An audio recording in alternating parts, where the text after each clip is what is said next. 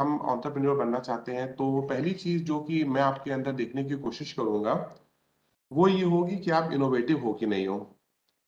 अब जब मैं ये चीज बोलता हूँ कि आप इनोवेटिव हो कि नहीं हो तो जो फर्स्ट टॉपिक है हमारे सेशन का दैट इज इनोवेशन, वो बीच में आ जाते हैं। इनोवेशन इनोवेटिव ये एक ही चीज है कि अलग अलग चीज है?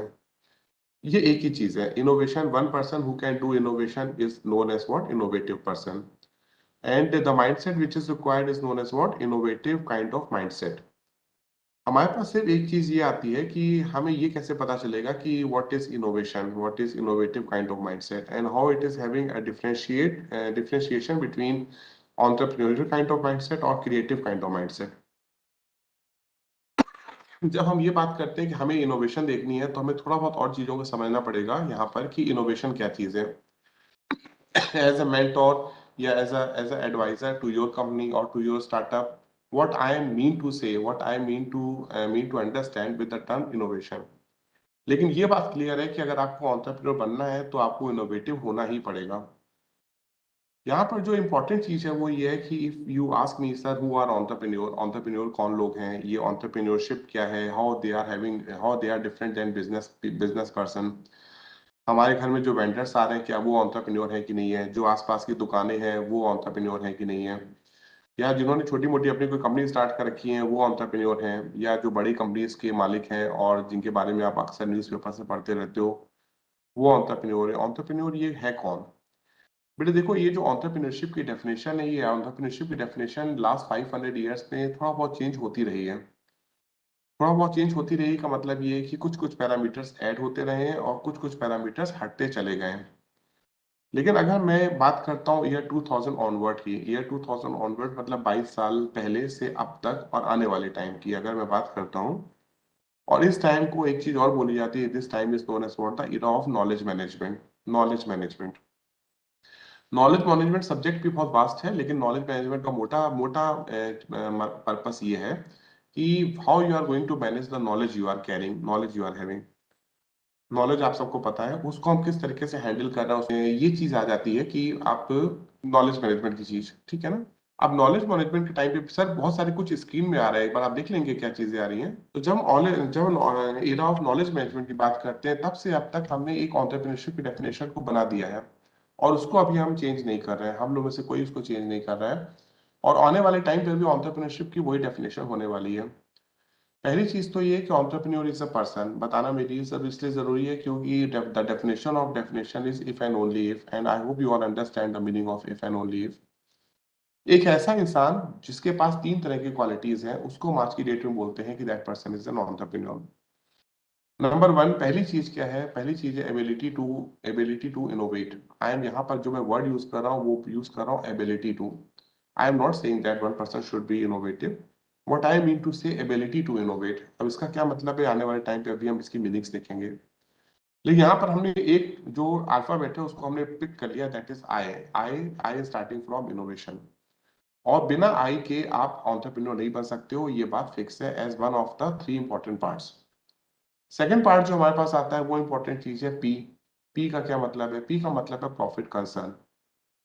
यहाँ पर जो ध्यान देने वाली बात ये वो ये है कि मैं आपको ये बात नहीं बोल रहा हूँ कि आपको प्रॉफिट होगा या आपको लॉस होगा, या आपको प्रॉफिट होना चाहिए या आपको लॉस होना चाहिए, मैं ये नहीं कह रहा हूँ। मैं सिर्फ इतना कह रहा हूँ कि whatever you are doing that should be that should be concern with the profit. मतलब कि आने वाले टाइम पर या आने वाले शॉर्ट टर्म पे या लॉन्ग टर्म में आप ऐसा फील करते हो कि वो आपको कुछ ना कुछ प्रॉफिट देकर के जाएगा। Profit in terms of what sir आप पूछोगे? बेटे देखो, there are two types of benefits when we talk about the startup ecosystem. Number one, जो कि in the form of some physical assets है जिनको हम टेंजिबल बोलते हैं। जैसे कि आपको पैसे का फायदा हो गया, आपको रेवेन्यू का फायदा हुआ है, आपके एसेट्स बढ़ गए, आपके एसेट्स में कुछ कुछ मल्टीप्लाई हो गया है। या, या दूसरा पार्ट ये आता है कि जो आपके इनटेंजिबल इनटेंजिबल आपको बेनिफिट मिल रहे हैं। इनटेंजिबल बेनिफिट का मतलब है जो आपको इमीडिएटली एसेट्स के रूप में नजर नहीं आ रहे हैं, लेकिन आपकी ब्रांडिंग बढ़ रही है, लोग आपके बारे में ज्यादा से ज्यादा जान रहे हैं, आपके ट्रेडमार्क की वैल्यू बढ़ रही है, आपकी कंपनी की वैल्यू बढ़ रही है, the ethical values you are carrying with your company वो सब बढ़ रही हैं। उसको हम लेके चलते हैं कि आप प्रॉफिट कंसर्न हो, आप ये चीज देखते हो कि आने वाले टाइम पे किस तरीके से आपके स्टार्टअप को, आपकी कंपनी को, आपकी रेपुटेशन को, आपकी ब्रांडिंग को किस तरीके से महत्वता मिलेगी।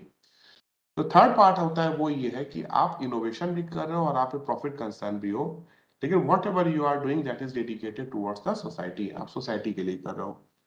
वैसे तो डेडिकेशन ऑफ सोसाइटी की बहुत बड़ी लंबी चौड़ी बातें बोली जा सकती है, लेकिन यहाँ पर जो मैं तीन चीजें आपको बोलना चाहता हूँ वो बहुत ज्यादा इंपॉर्टेंट है।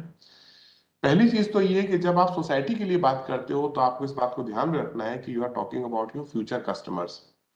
योर फ्यूचर कस्टमर्स मतलब आने वाले टाइम पे कितने सारे लोग आपके साथ जुड़ सकते हैं या जुड़ना चाहेंगे। हमारे स्टार्टअप इकोसिस्टम में बहुत इंपॉर्टेंट टर्म है which is known as what, TAM. TAM is what, TAM, TAM. TAM का मतलब है टोटल एड्रेसेबल मार्केट क्या है आपका। टोटल एड्रेसेबल मार्केट का मतलब ये है कि जब आप अपनी कंपनी को, अपने काम को आगे बढ़ाएंगे तो वो मार्केट कितना बड़ा है जो कि जिसको आप एड्रेस कर सकते हो आने वाले टाइम पे, जो कि आपकी आज की डेट में प्रोडक्ट प्रोफाइल शो कर रही है या आने वाले टाइम पर आपकी प्रोडक्ट प्रोफाइल शो करेगी। तो अगर आपके पास आपको एक बड़ा से बड़ा टाइम चाहिए तो आपको इस बात को भी ध्यान रखना पड़ेगा कि आप सोसाइटी के लिए क्या क्या चीजें कर रहे हो या करने वाले हो आने वाले टाइम पे।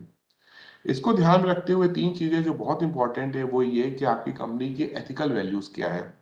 आप एथिकल कितनी ज्यादा फिट फील करते हो एनवायरनमेंट के हिसाब से।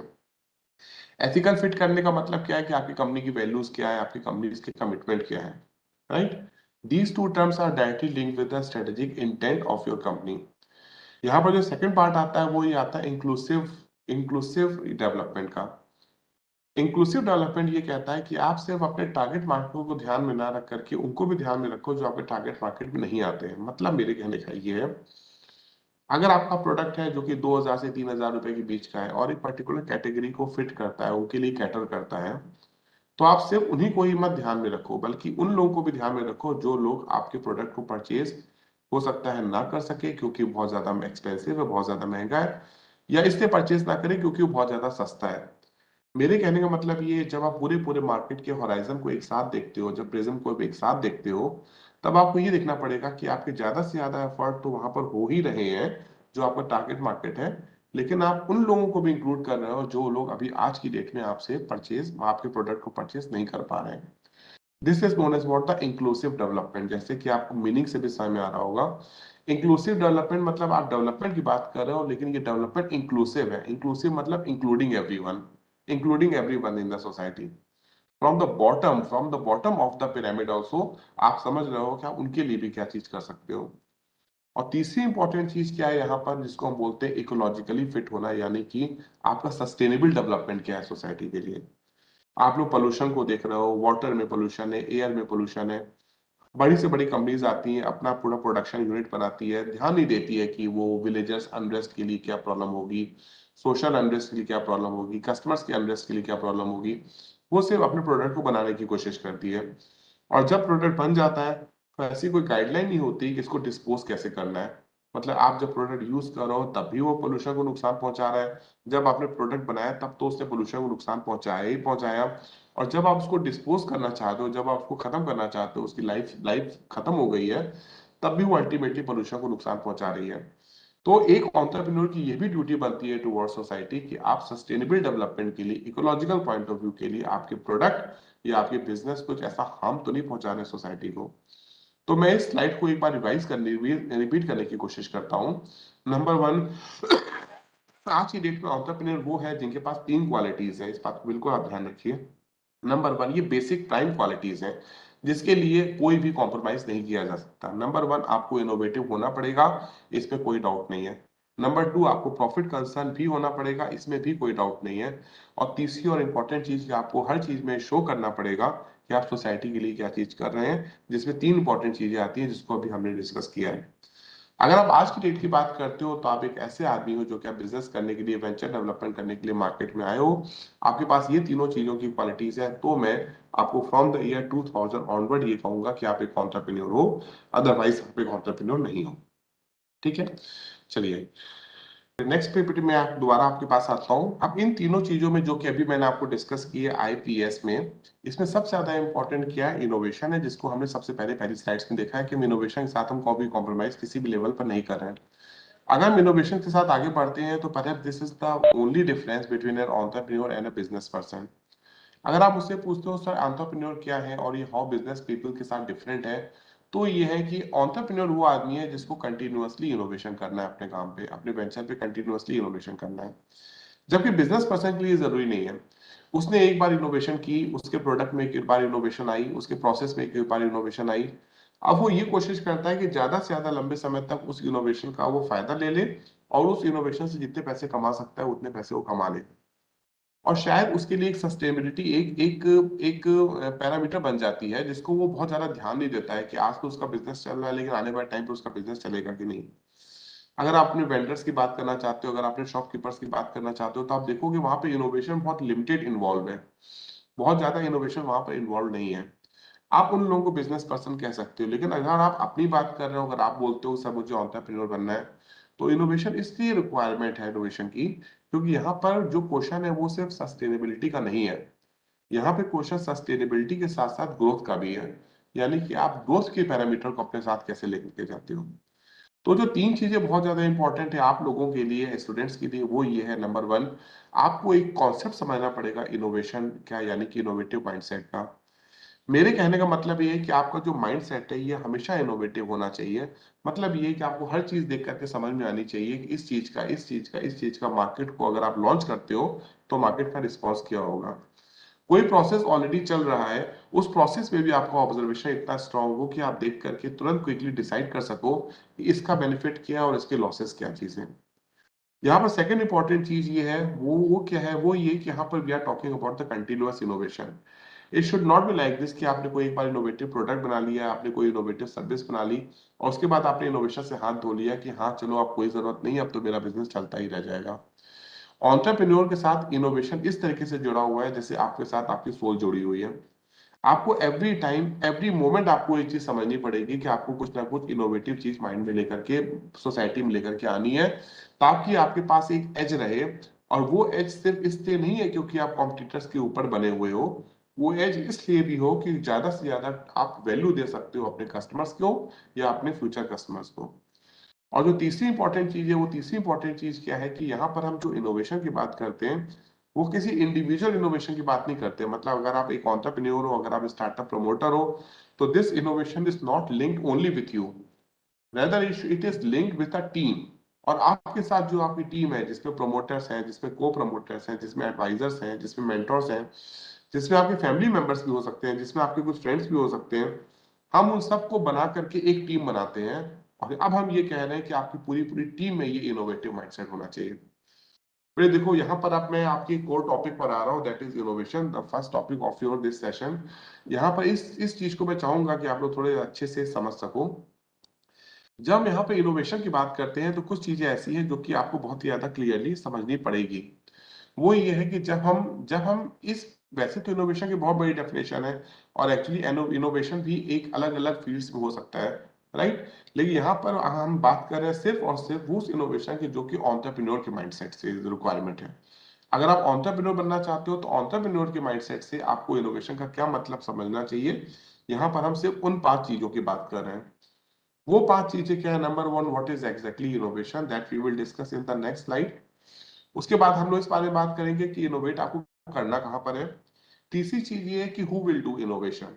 चौथी चीज ये होती है कि where to launch your innovation, अगर आपने इनोवेशन कर लिया तो लॉन्च कहाँ करेंगे, उसका मार्केट कहाँ पर है।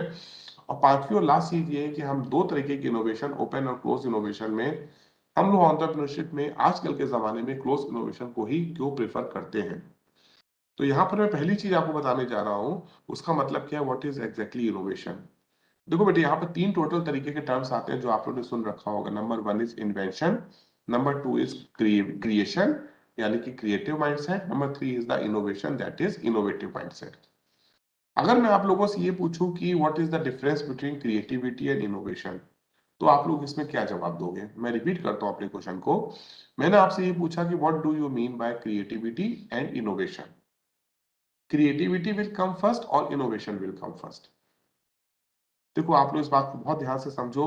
आपने कोई भी नया प्रोडक्ट बनाया है, आपने कोई भी नई सर्विस बनाई है, या आपने कोई सर्विस ओरिएंटेड प्रोडक्ट बनाया है, या कोई प्रोडक्ट ऑलरेडी मार्केट में एग्जिस्ट कर रहा था, आपने उसमें कुछ नए फीचर्स ऐड किए हैं, आपने कुछ भी नया बनाया है, तो वो इनोवेशन नहीं है, वो क्रिएटिविटी है। आपकी क्रिएटिविटी है। इस क्रिएटिविटी को आप अपने इन्वेंशन के साथ जोड़ सकते हो। आपने कोई बहुत खास चीज बना दी है तो मैं आपको ये कहूंगा कि आपने ये आपकी इन्वेंशन है, जो कि आपकी क्रिएटिविटी है। जैसे एडिसन ने सबसे पहले अगर बल्ब बनाया, तो वो जो बल्ब बनाया वो उसकी क्या थी, क्रिएटिविटी थी, वो उसका एक इन्वेंशन था। लेकिन जब हम उस क्रिएटिविटी को इनोवेशन बनाना चाहते हैं, the same creativity we are trying to make it as और नेम इट एज इनोवेशन, तो यहाँ पर एक टर्म है जो बहुत ही ज्यादा इंपॉर्टेंट तरीके से जुड़ा हुआ है, वो है कमर्शलाइजेशन। मतलब ये है कि आपका जो क्रिएटिव प्रोडक्ट है वो कमर्शलाइज हो सकता है कि नहीं। The moment it is commercialized, I am repeating it, the moment it is commercialized, I am not saying that it is giving you some profit or it is giving you some loss. The moment it is commercialized, the same creativity becomes innovation. I hope it is clear. अब आप मुझसे बोलोगे कि sir वो commercialise कब होगा? तो वो कमर्शलाइज तभी होगा जब वो प्रोडक्ट आपके कस्टमर्स के लिए, आपके फ्यूचर कस्टमर्स के लिए यूजफुल होगा। यूजफुल होगा, इस बात को ध्यान से समझो। तो जो इनोवेशन है उसके साथ सिर्फ कॉमर्शलाइजेशन ही नहीं जुड़ा हुआ है। कॉमर्शलाइजेशन तो आप देख पा रहे हो, जो आप नहीं देख पा रहे हो, जो बॉटम लाइन है वो क्या है कि वो प्रोडक्ट यूजफुल होना चाहिए। तो वो कोई भी क्रिएटिविटी हो, वो कोई भी प्रोसेस हो, वो कोई भी सर्विस हो, जो दूसरों के लिए यूजफुल हो, वही कॉमर्शलाइज होगी। ये बात आपको ध्यान में रखनी पड़ेगी। आपने कोई नई चीज बनाई है, वो क्या है, वो क्रिएटिविटी है। जब आपने उस नई चीज को कमर्शलाइज कर दिया मार्केट में जाकर के, again I am saying it is not necessary that it is giving you some profit और it is giving you some loss. आपने उसको कमर्शलाइज कर दिया तो मेरी नजर में वो इनोवेशन है। एज अ मेंटोर मैं ये बात बोलूंगा कि आपने इनोवेशन कर लिया है। आई होप ये क्लियर है। चलो मैं सेकंड पॉइंट पर आता हूँ। सेकंड पॉइंट पर ये है कि आप लोगों के लेवल पे बड़े जनरली ये कंफ्यूजन आता है कि innovation is always linked with the product only. Product only, अगर प्रोडक्ट में कुछ इनोवेशन किया तभी हम इसको इनोवेशन कहेंगे।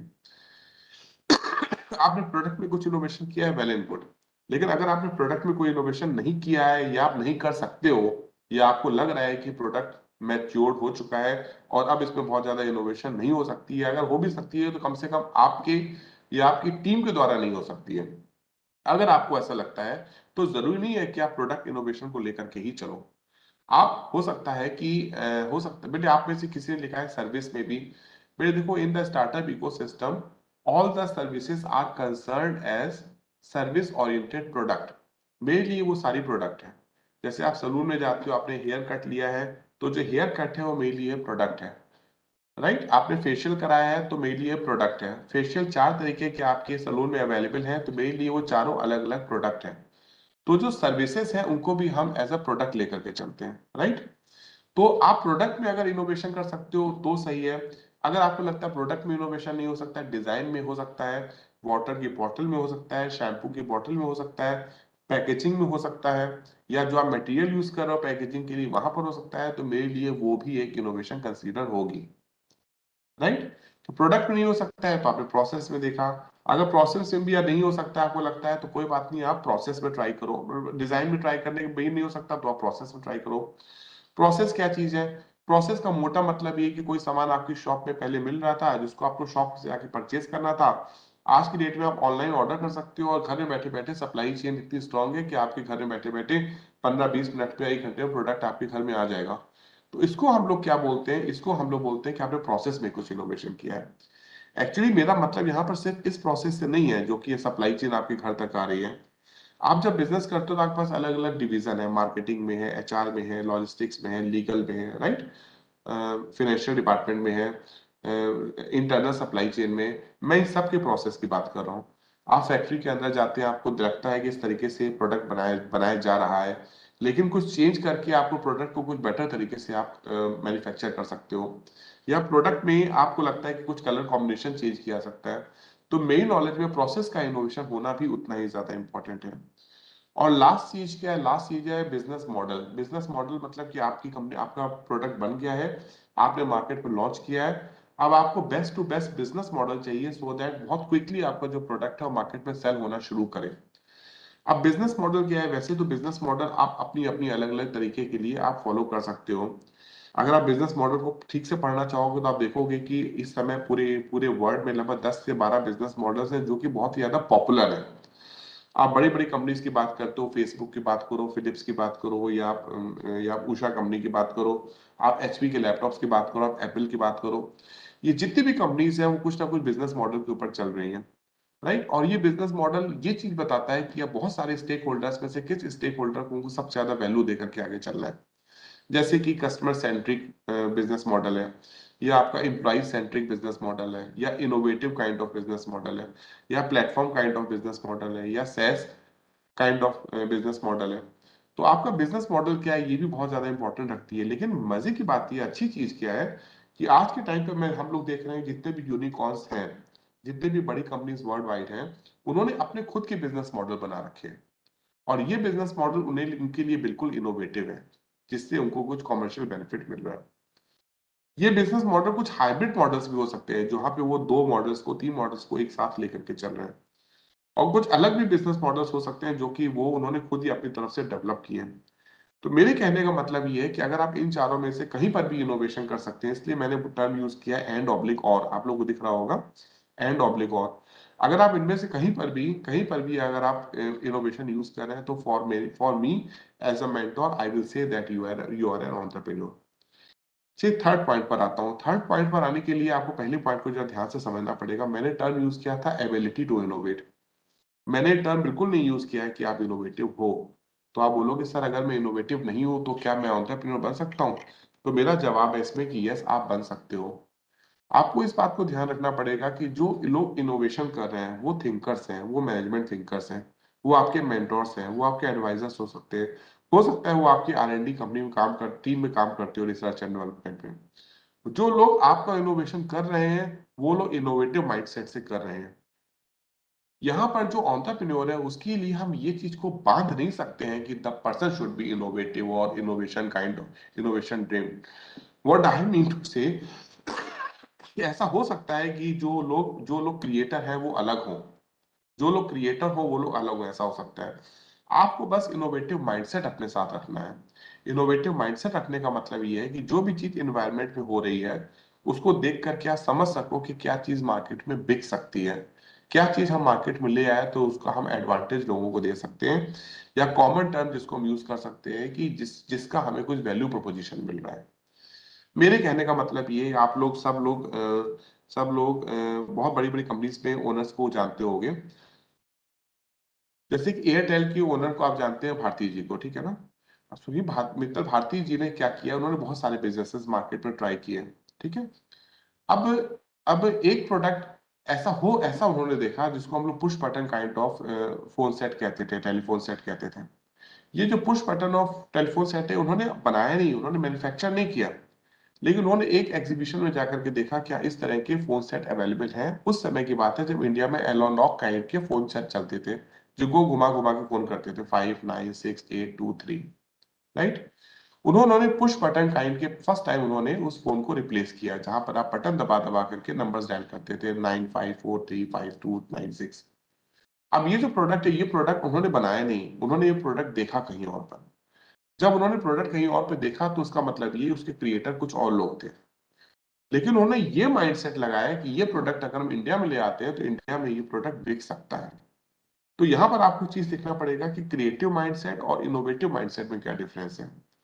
क्रिएटिव माइंडसेट वो है जिन्होंने कुछ प्रोडक्ट को या कुछ डिजाइन को बनाया है प्रॉब्लम को समझते हुए। और इनोवेटिव माइंडसेट वो है जो कि ये समझ रहा है कि वो जो प्रोडक्ट बना है वो मार्केट में बिक सकता है कि नहीं बिक सकता है। मैं ये बात बिल्कुल नहीं कह रहा हूं कि दोनों एक आदमी नहीं हो सकते हैं, दोनों कुछ लोग ऐसे जरूर हैं जो कि क्रिएटिव भी हैं, जो कि इनोवेटिव भी हैं। उसके लिए मैंने देखो बीच में एक एरो बना करके एक साइन दिखाया है जो आप वो देख रहे हो, जिसको हम ओरिजिनेटर कहते हैं। लेकिन ये लोग बहुत कम है, पूरे पूरे अगर आप इकोसिस्टम की बात करोगे ना तो आपको लगेगा कि 5% से भी कम लोग हैं।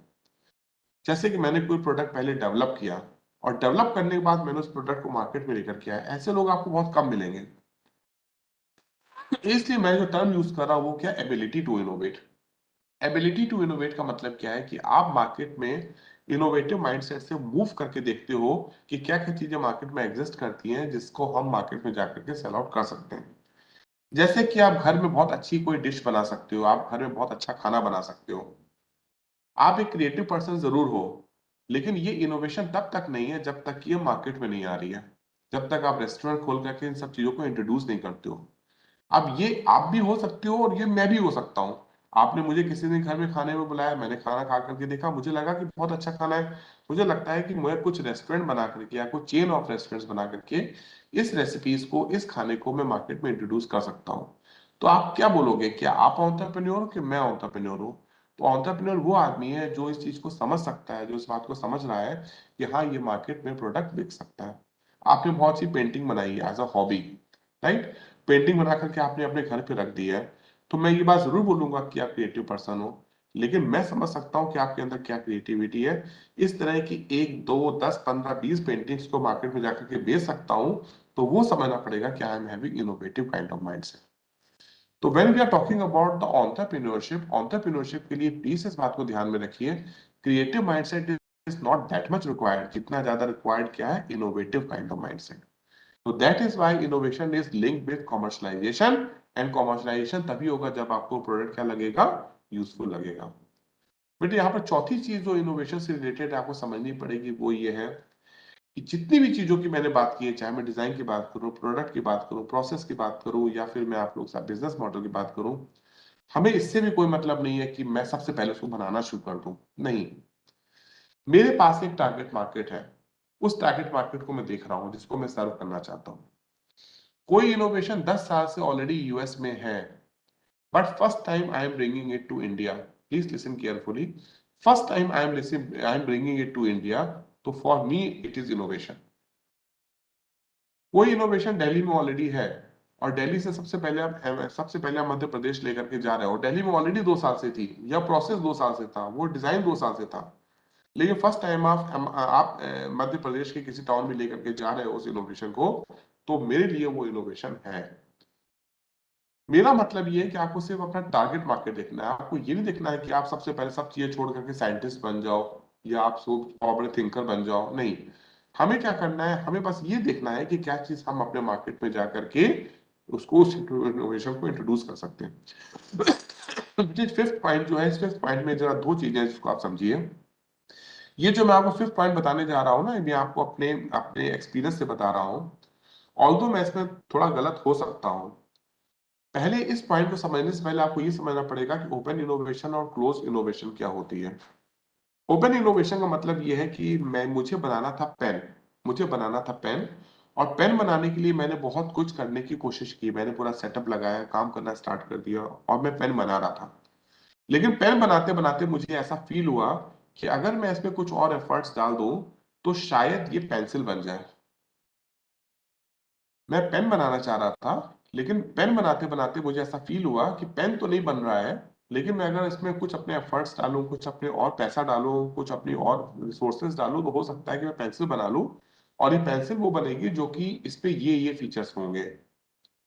अगर आप ऐसा कर सकते हो तो इसको हम बोलते हैं ओपन इनोवेशन, राइट? इस पे भी कोई शक नहीं है कि जितने भी इनोवेशन वर्ल्ड वाइड हुए हैं, उनमें से more than 90% innovation open innovation से ही हुए हैं। जैसे कि बनाना था मुझे ए, लेकिन बन गया बी, लेकिन जो बी बन गया वो इतना बड़ा बन गया है कि मुझे उसके लिए इंजीनियरिंग की अलग से ब्रांच खोलनी पड़ गई। उस बी में बहुत कुछ ऐड होता चला गया, और एक पूरी तरीके से न्यू ह्यूज वर्ड बन गई। लेकिन हम लोग जो स्टार्टअप्स हैं ना, हम लोग अर्ली स्टेज स्टार्टअप्स हैं। हमारे पास पैसा पैसा जो है वो लिमिटेड है, हमारे पास बजट जो है लिमिटेड है, हमारे पास रिसोर्सेज लिमिटेड है, और हमारे पास टाइम भी लिमिटेड है, हमारे पास टीम भी लिमिटेड है। अल्टीमेटली पैसा लिमिटेड है, बजट बाउंड है हम लोग। गवर्नमेंट ने 10 लाख रुपए दे दिया, उसी 10 लाख रुपए से बिजनेस करना है। माँ बाप ने 2 लाख 4 लाख रुपए दे दिया, उसी से ही बिजनेस करना है तो। और वो पैसा डूब जाएगा तो माँ बाप बोलेंगे तुम कुछ नहीं कर सकते हो, या तुम कुछ नहीं कर पाए, या फिर वापस आपको कोई जॉब करनी है, आपको कुछ और करना है। तो हम लोग ओपन इनोवेशन को बहुत ज्यादा बेटे प्रमोट नहीं करते हैं, जो कि गलत है, लेकिन हम लोग प्रमोट नहीं करते। हम लोग देखते हैं आपके पास बजट कितना है।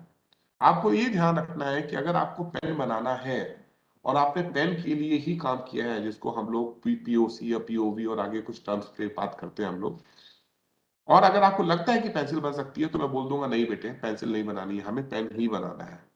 क्यों? क्योंकि हमारे पास चीजें लिमिटेड है। देयरफॉर हम लोग क्लोज इनोवेशन को ही प्रमोट करते हैं अपने स्टार्टअप इकोसिस्टम में। क्यों? क्योंकि हमारे पास लिमिटेड चीज है। अगर ये 5 चीजें आपको समझ में आ जाती हैं, तो समझ लो बेटे कि इसके अलावा इनोवेशन में कुछ और समझने के लिए है ही नहीं।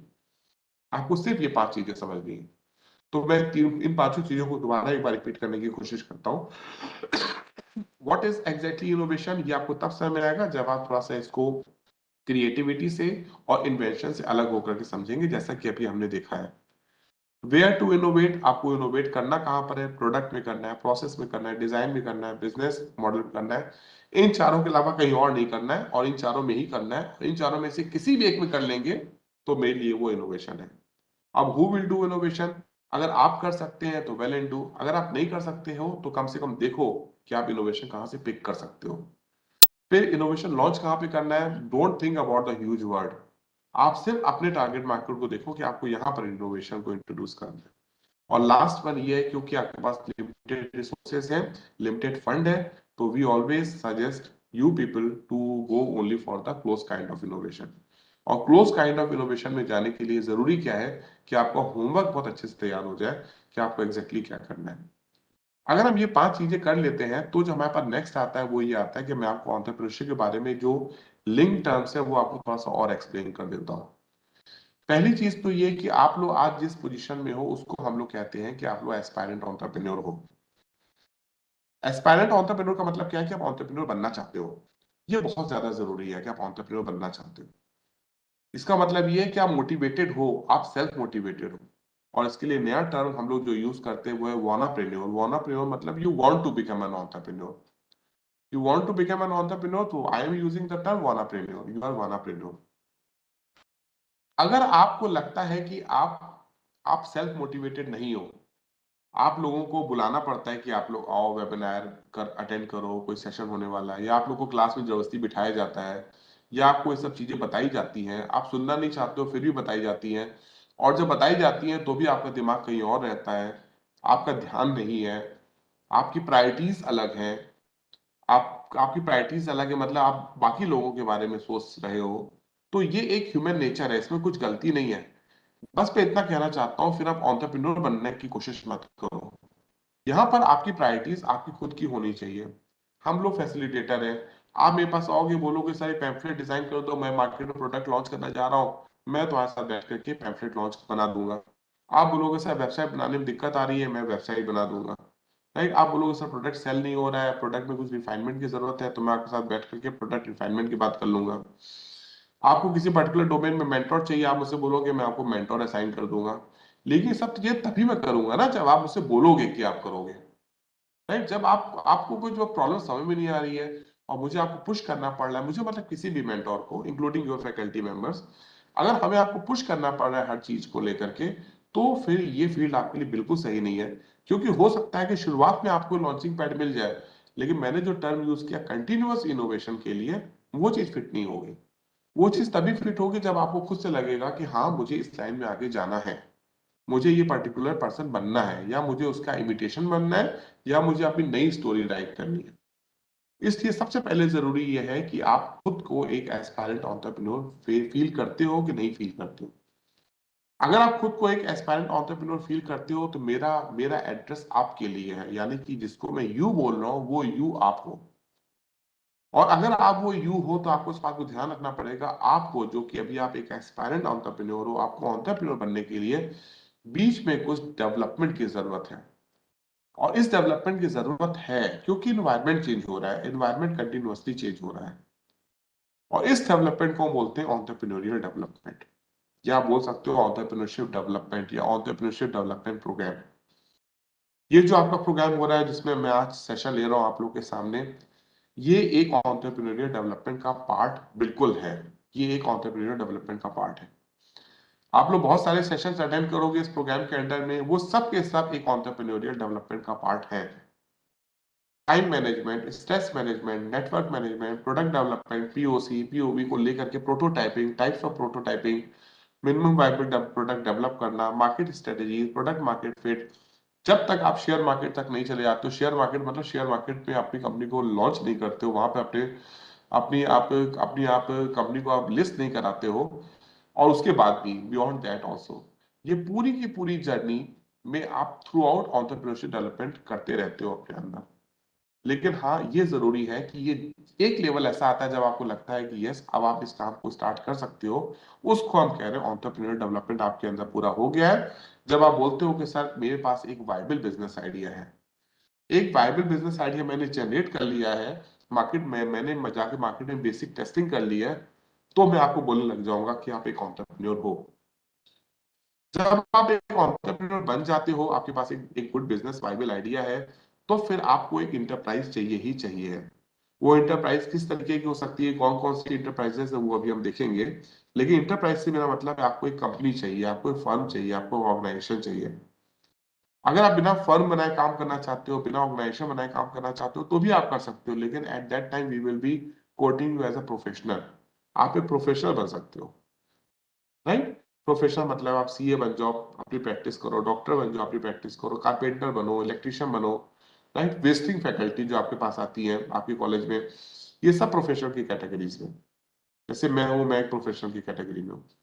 लेकिन जब आप बोलते हो सर मुझे एक एंटरप्रेन्योर बनना है, तो ये जरूरी है कि आपके पास एक इंटरप्राइज हो, राइट। तो इंटरप्राइज भी आपको एक इंकॉर्पोरेट करनी है या आपको रजिस्टर करनी है, कौन कौन सी इंटरप्राइजेस ऑप्शन है आपके पास, वो भी हम लोग डिस्कस करेंगे। लेकिन the way you run your enterprise, बेटे ध्यान से सुनना मेरी बात, the way you run your enterprise, you मतलब entrepreneur, the way an entrepreneur run run his her enterprise, that is known as what, entrepreneurship. जैसे लीडर के साथ लीडरशिप जुड़ी हुई है, एकदम वैसे ही एंटरप्रेन्योर के साथ एंटरप्रेन्योरशिप जुड़ी हुई है। और जब हम इस एंटरप्रेन्योरशिप की बात करते हैं तो दो टर्म्स बहुत ही ज्यादा इंपॉर्टेंट है, that is qualities and characteristics. तो I hope this slide is clear to you. अगर नहीं है और अगर क्वेश्चन, अगर हमें टाइम अलॉट करता है तो आप कुछ क्वेश्चन में पूछ सकते हो। अब ये नेक्स्ट जो हमारे पास पॉइंट आ रहा है वो है एंटरप्रेन्योरशिप का। एंटरप्रेन्योरशिप में तीन चीजें बहुत इंपॉर्टेंट है जो आपको समझनी पड़ेगी। Number one qualities, number two characteristics and number three self motivation और सेल्फ सपोर्ट। सेल्फ सपोर्ट भी बेसिकली आपको मोटिवेशन के लिए ही है। तो यहाँ पर जो दो इंपॉर्टेंट टर्म है, जिसको हम एक को क्वालिटी कह रहे हैं, एक को हम कैरेक्टरिस्टिक्स कह रहे हैं, इस पे आपको थोड़ा सा एक बात ये समझनी पड़ेगी कि क्वालिटीज और कैरेक्टरिस्टिक्स में क्या डिफरेंस है और क्यों दोनों ही इंपॉर्टेंट है एंटरप्रेन्योर के लिए। क्वालिटीज तो आप बहुत सारी कह सकते हो, one should be proactive, one should be hard working, one should be having very good memory, one should be having very good emotional intelligence, बहुत सारी क्वालिटीज हैं। अगर ये सब क्वालिटीज हैं तो कैरेक्टरिस्टिक्स क्या है, कैरेक्टरिस्टिक्स में क्या डिफरेंस है उसका। भैया देखो, कोई भी क्वालिटी कैरेक्टरिस्टिक्स बन जाती है जब हम उसको किसी वेरिएबल पैरामीटर के अंडर ले आते हैं, तो वेरिएबल पैरामीटर के अंडर ले आते हैं। ऐसे तो बहुत सारे वेरिएबल पैरामीटर है, लेकिन मैं आपको समझाने की कोशिश करता हूं। मैं हार्ड वर्किंग हूं, ये मेरी क्वालिटी है। लेकिन जब मैं ये कहता हूं कि मैं 5 साल से हार्ड वर्किंग हूं, तो मेरी कैरेक्टरिस्टिक्स बन जाती है। I hope I am you are getting me. जब मैं ये बोलता हूं मैं प्रोएक्टिव हूं, तो ये मेरी क्वालिटी है।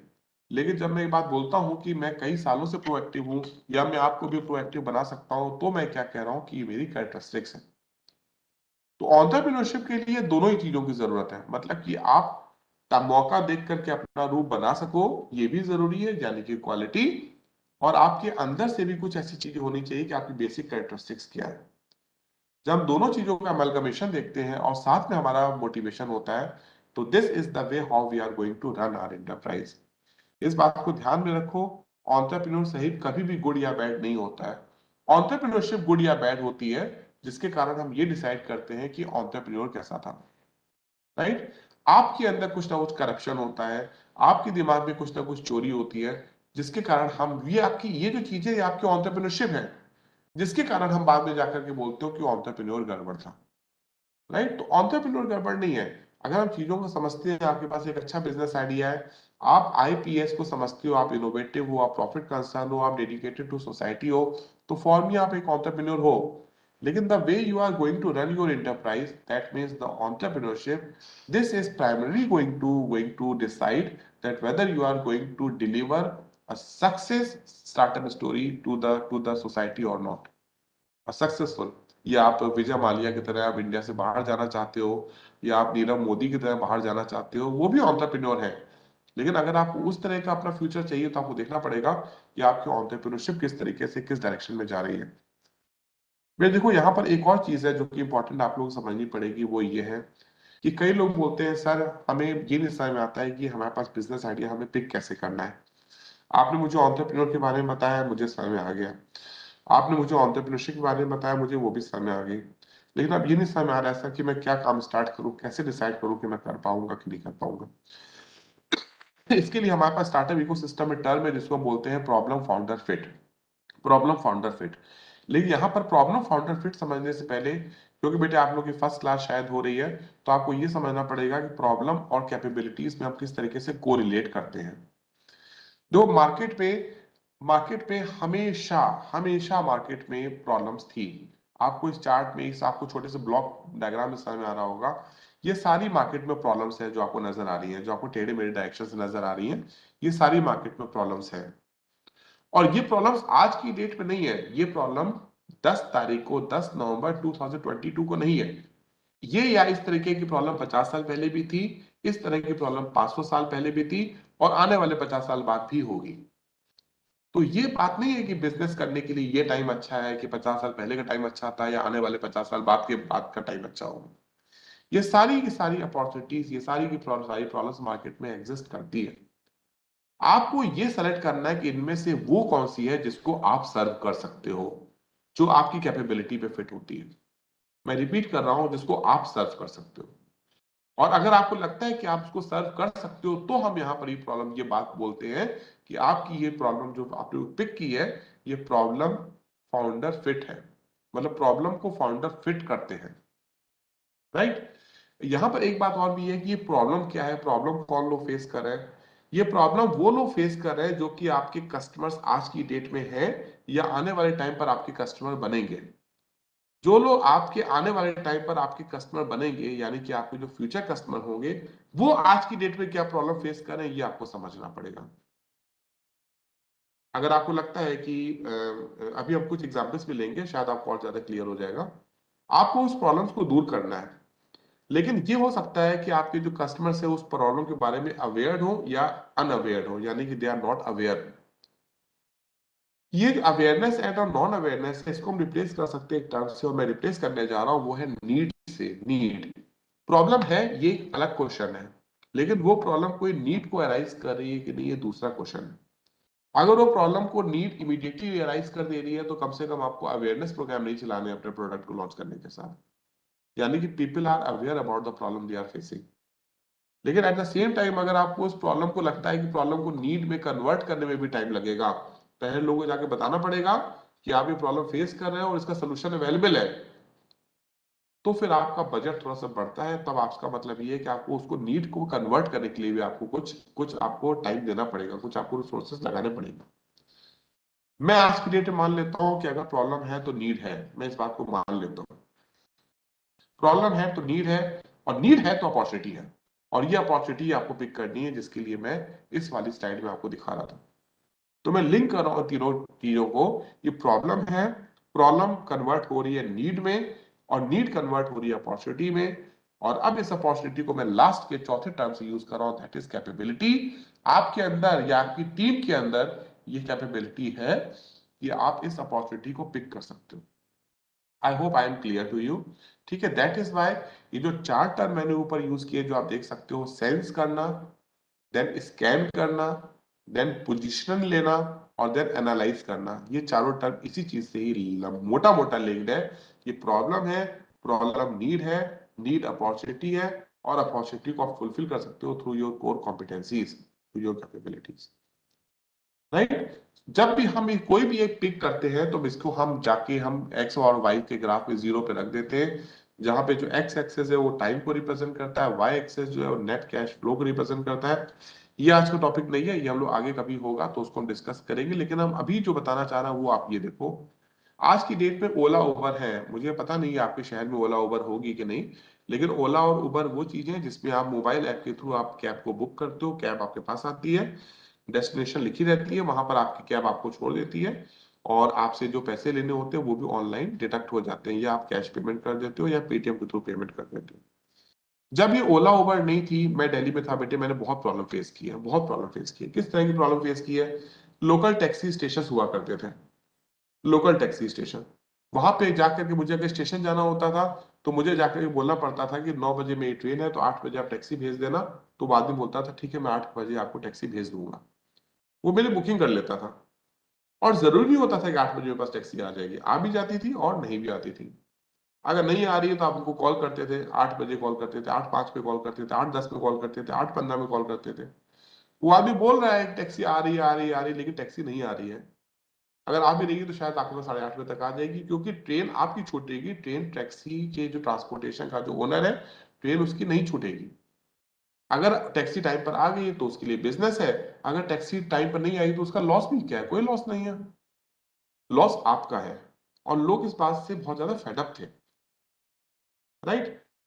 कोई भी कीमत ले लेना, कोई ऐसा पर किलोमीटर के हिसाब से कुछ बना हुआ तो है नहीं। 20 किलो में 20 रुपए ले रहे हैं, 25 रुपए ले रहे हैं, 50 रुपए ले रहे हैं पर किलोमीटर, और लोग मजबूरी में पे करते थे।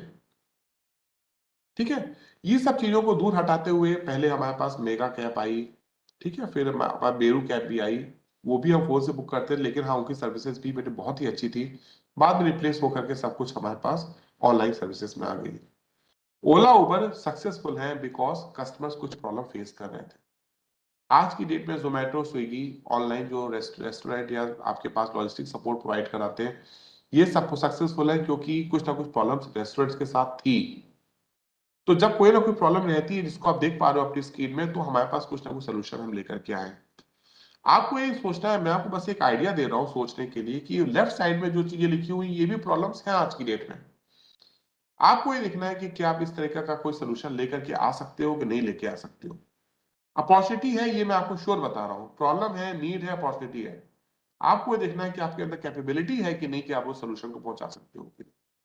Think about the need and think about yourself. This is how we generate business ideas. Otherwise also business idea generate करने के लिए बहुत सारे टूल्स हैं जिसको आप बीच बीच में यूज कर सकते हो। बेटे, एक और इंपॉर्टेंट चीज मैं आपको बताना चाहता हूँ, वो ये, आप पूरी की पूरी मेहनत करो। इस पूरी की पूरी मेहनत करते समय आपको इस बात को ध्यान रखना पड़ेगा कि आप कस्टमर्स को अल्टीमेटली क्या वैल्यू प्रोपोजिशन दे रहे हो, उनको वैल्यू क्या दे रहे हैं। राइट? वैल्यू का मतलब क्या है? मोटा मोटा डेफिनेशन, मोटी मोटी डेफिनेशन जरूर बोल रहा हूँ, लेकिन सब कुछ क्लियर कर रहा हूँ उसमें। वैल्यू का मतलब है बेनिफिट अपॉन कॉस्ट। बेनिफिट का मतलब क्या है कि आप अपने कस्टमर्स को क्या बेनिफिट दे रहे हो, और कॉस्ट का मतलब क्या है कि उस बेनिफिट्स के बदले कस्टमर आपको क्या अमाउंट पे कर रहे हैं, उसकी कॉस्ट क्या है। मेरे कहने का मतलब ये है कि जरूरी नहीं है कि महंगे प्रोडक्ट की ही वैल्यू अच्छी हो, ज्यादा हो, और ये भी जरूरी नहीं है कि सस्ते प्रोडक्ट की वैल्यू कम हो। राइट? बहुत अच्छा प्रोडक्ट हो तो ही उसकी वैल्यू ज्यादा अच्छी हो, ये भी जरूरी है। प्रोडक्ट कुछ खराब हो तो भी उसकी वैल्यू ज्यादा हो सकती है, क्योंकि वैल्यू एक एक पैरामीटर पे डिपेंड नहीं करती। वैल्यू दो पैरामीटर्स का रेशियो है। आपको जो वैल्यूज मिल रही, जो आपको बेनिफिट्स मिल रहे हैं, उसके अगेंस्ट आप कॉस्ट क्या पे कर रहे हो, ये चीज डिसाइड करती है कि आपके उस प्रोडक्ट की वैल्यू क्या है। और कस्टमर्स जो कि अल्टीमेटली डिसाइड करने वाला है, वो ये बात जानता है, समझता है कि उसको वैल्यू प्रोपोजिशन आपके प्रोडक्ट की क्या नजर आती है। तो जब भी आप एक काम करो तो सिर्फ ये मत देखो कि क्या आप क्वालिटी प्रोडक्ट दे रहे हो, बल्कि आप ये भी देखो कि आप किस कॉस्ट में क्वालिटी प्रोडक्ट दे रहे हो। बेटा, I was talking about the enterprises. अभी हमने इस स्लाइड्स में ना कुछ इंटरप्राइजेस की बात की थी, आप लोग को याद होगा ये, कि आपको अल्टीमेटली एक इंटरप्राइज खोलनी है। इंडिया की डेट में, आज की डेट में जो भी इंटरप्राइजेस बनाने का आपके पास ऑप्शंस हैं, वो ऑप्शंस ये हैं। आप इनमें से कोई भी बना सकते हो। अगर आपको लगता है सोल प्रोप्राइटरशिप बनानी चाहिए तो सोल प्रोप्राइटरशिप बनाओ, पार्टनरशिप बनाओ, ओपीसी बनाओ, एलएलपी बनाओ, प्राइवेट लिमिटेड कंपनी बनाओ, public limited, section 8 company, trust बनाओ, सोसाइटी बनाओ। कुछ फार्मर्स ऑर्गेनाइजेशन बनाना चाहते हो तो वो बनाओ। कुछ अगर आपको लगता है कि आप कुछ क्लस्टर्स बेस्ड आप कुछ ऑर्गेनाइजेशन बनाना चाहते हो तो वो भी ऑप्शंस है, लेकिन जनरली हमको ट्रस्ट या सोसाइटी में ही डील कर लेते हैं। आप इनमें से कोई भी ऑर्गेनाइजेशन बना सकते हो, लेकिन हर चीज की कुछ डेफिनेशन है। तो इंडिया में भी स्टार्टअप ने एक डेफिनेशन दे रखी है। सेंट्रल गवर्नमेंट ये बोलती है हम स्टार्टअप का हम रिकॉग्निशन उन्हीं को ही देंगे जो कि जिसके ऊपर स्टार लगा हुआ है। आप लोग दिखाई दे रहा होगा जिसके ऊपर स्टार लगा हुआ है, जो पार्टनरशिप रजिस्टर्ड है उनको, जो ओपीसी प्राइवेट लिमिटेड है उनको, जो एलएलपी है उनको, और जो प्राइवेट कंपनी है उनको। अगर आपको ओनरशिप पैटर्न इस तरीके का है तो आप एक स्टार्टअप का आपको स्टेटस मिल सकता है। लेकिन मेरी तरफ से कोई रोक नहीं है। अगर आपको लगता है कि आप इनमें से कोई भी स्ट्रक्चर पे काम स्टार्ट करना चाहते हो तो आप कर सकते हो। जनरली जो सोशल एंटरप्रेन्योर्स हैं वो ट्रस्ट बनाना पसंद करते हैं, सोसाइटी बनाना पसंद करते हैं, सेक्शन 8 कंपनी बनाना पसंद करते हैं, तो वो भी अपनी जगह पर ठीक है। अगर आपको फ्रेंचाइजीज वगैरह देनी है, या आपको इन्वेस्टर रेडी कंपनी बनानी है, आप चाहते हो कि इमीडिएटली आपके पास इन्वेस्टर्स आ जाए, या आप कम से कम इन्वेस्टर्स के पास जाकर के अप्रोच कर सको, आपको प्राइवेट लिमिटेड कंपनी बनानी है, तो वो भी एक ऑप्शन है। लेकिन हाँ, अगर आपको इंक्यूबेशन सपोर्ट चाहिए या आप किसी इंक्यूबेटर के लिए इंटरेस्टेड है कि वहां पर जाकर के आप अप्लाई कर सको, तो हमेशा ये सजेस्ट किया जाता है पहले देख लो कि इंक्यूबेटर्स की एलिजिबिलिटी क्राइटेरिया क्या है। और इंक्यूबेटर्स के एलिजिबिलिटी क्राइटेरिया के हिसाब से आप अपनी कंपनी बनाओ। तो सारे ऑप्शंस आपके पास हैं। आप अपने मेंटोर से सजेस्ट करके अपने बिजनेस आइडिया को बता करके आप चूज कर सकते हो कि आपको किस तरीके की कंपनी या किस तरीके की फर्म आपको बनानी है। स्टार्टअप इंडिया बोलती है कि अगर आप इनमें से कोई एक बनाते हो, जैसे आपको नजर आ रहा होगा सेकंड पॉइंट में, कंपनी टाइप में प्राइवेट लिमिटेड कंपनी हो, रजिस्टर्ड पार्टनरशिप फर्म हो या लिमिटेड लायबिलिटी पार्टनरशिप हो। एक्चुअली ओपीसी को भी हम एक प्राइवेट लिमिटेड कंपनी की कैटेगरी में रखते हैं, 1% कंपनी प्राइवेट लिमिटेड। तो आपको स्टार्टअप का एक स्टेटस मिल सकता है। एप्लीकेशन प्रोसेस बहुत इजी है। आपको पहले अपनी कंपनी बनानी पड़ेगी, कुछ बेसिक रिक्वायरमेंट होती है, फिर आप startupindia.gov.in में जाकर के अप्लाई करते हैं और वहां पे अप्लाई करने के बाद आपको कुछ समय में आपको एक इसका स्टेटस मिल जाता है। कुछ उनकी तरफ से इंक्वायरीज होती हैं तो वो आप उससे पूछ लेते हैं।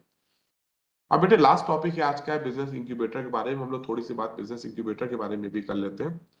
आपने बोल दिया सर मैं इनोवेटिव हूं, मैंने माना। आपने बोला सर मैं एंटरप्रेन्योर हूं, मैंने मान लिया।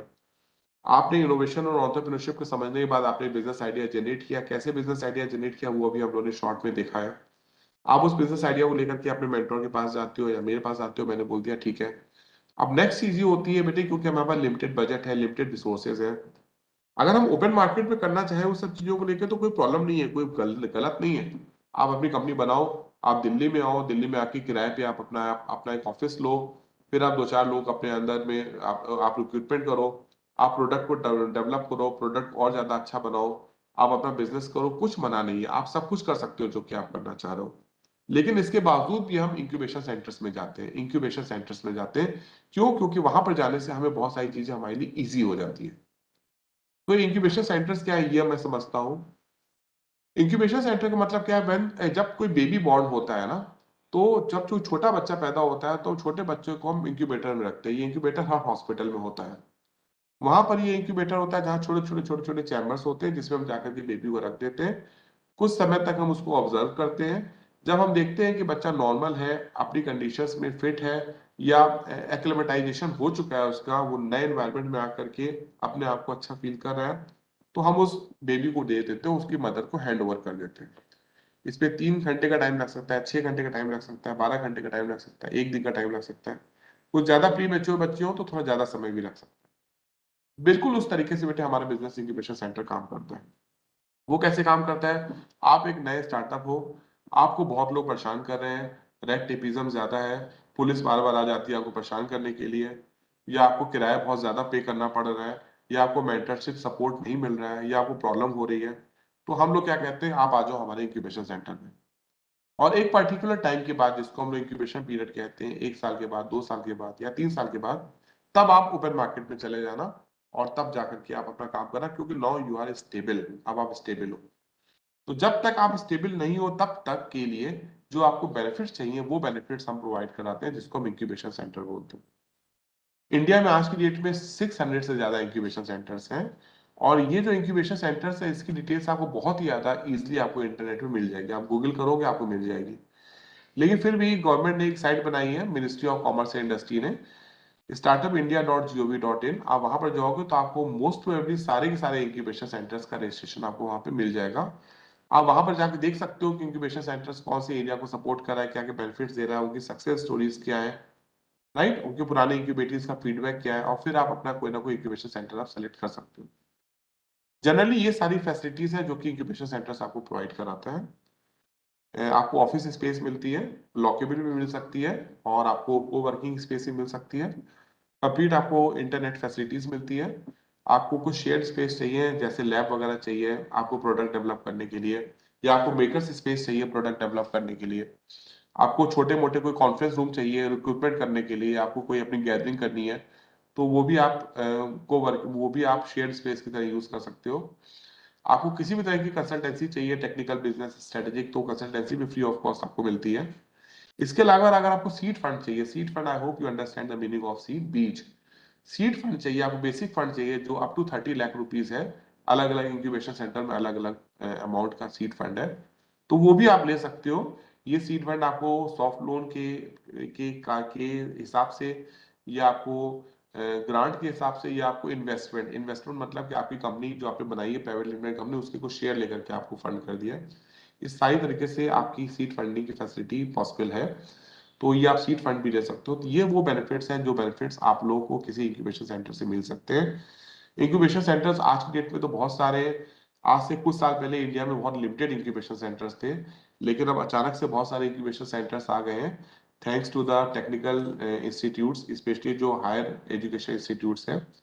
गवर्नमेंट ने एक बहुत सारी मिनिस्ट्रीज के थ्रू, जिसमें बहुत इंपॉर्टेंट रोल है ministry of science and technology, MeitY, मिट्टी को आप लोग जानते होंगे, नीति आयोग का अटल इंक्यूबेशन सेंटर है, ministry of MSME is also trying to get some to do something for the startups, या ministry of skill development and entrepreneurship भी है। In fact I should say that कोई भी ऐसी मिनिस्ट्री नहीं है जिस मिनिस्ट्री की स्कीम्स नहीं है स्टार्टअप सिस्टम को इम्प्रूव करने के लिए। तो ये सबसे कुछ ना कुछ फंडिंग भी आती है इंक्यूबेशन सेंटर्स एस्टेब्लिश किए गए इंस्टीट्यूट्स में।